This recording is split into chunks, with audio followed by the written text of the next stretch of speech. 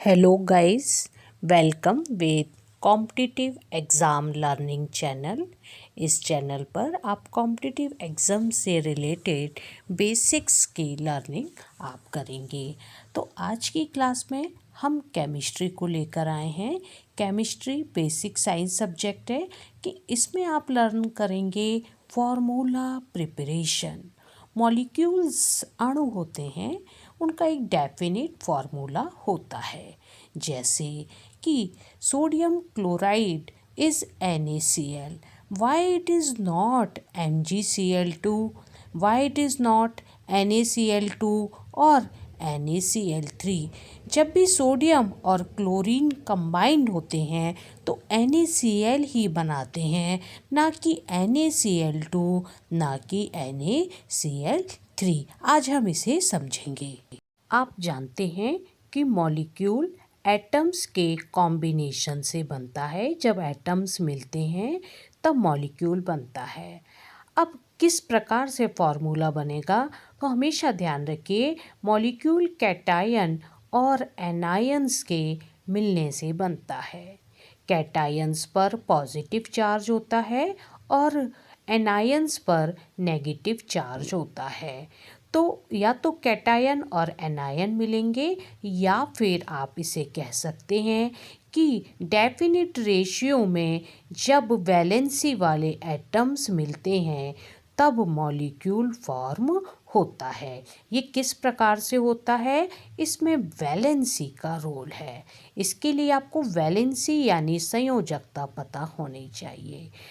ये valency number है, यानी 1, 2, 3, प्लस में भी और माइनस में भी हो सकता है।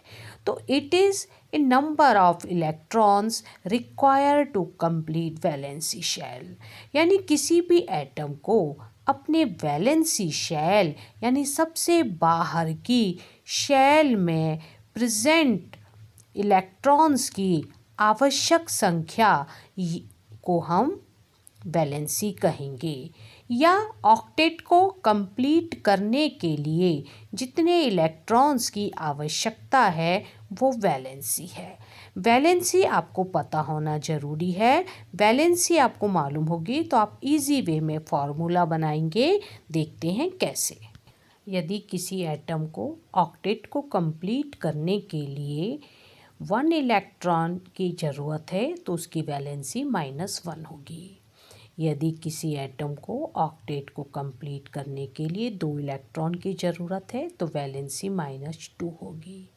यदि किसी एटम के पास 1 इलेक्ट्रॉन एक्स्ट्रा है तो उसकी वैलेंसी +1 होगी। यदि किसी एटम के पास 2 इलेक्ट्रॉन एक्स्ट्रा है तो उसकी वैलेंसी +2 होगी। देखिए, सोडियम की वैलेंसी +1 है, क्लोरीन की वैलेंसी -1 है। दोनों की 1-1 है, इसीलिए इनके कॉम्बिनेशन से बने हुए सोडियम क्लोराइड NaCl बनता है। यहाँ पर की भी वैलेंसी 1, Cl की भी 1, इसीलिए फॉर्मूला होगा NaCl। सोडियम की वैलेंसी +1 यानी सोडियम ने 1 इलेक्ट्रॉन डोनेट किया। क्लोरीन की वैलेंसी -1 यानी क्लोरीन ने 1 इलेक्ट्रॉन को एक्सेप्ट किया। दोनों की इक्वल वैलेंसी एक दूसरे को इक्वलाइज कर देती है, समाप्त कर देती है, और फॉर्मूला बन जाता है NaCl। अब एक डिफरेंट एग्जाम्पल देखेंगे, मैग्नीशियम क्लोराइड, जिसमें मैग्नीशियम की वैलेंसी +2 है और क्लोरीन की वैलेंसी -1, हमेशा इतनी ही रहेगी। अब यहाँ पर एक मैग्नीशियम के साथ में 2 क्लोरीन कंबाइन होंगे, तब जाकर के एक न्यूट्रल मॉलिक्यूल बनेगा।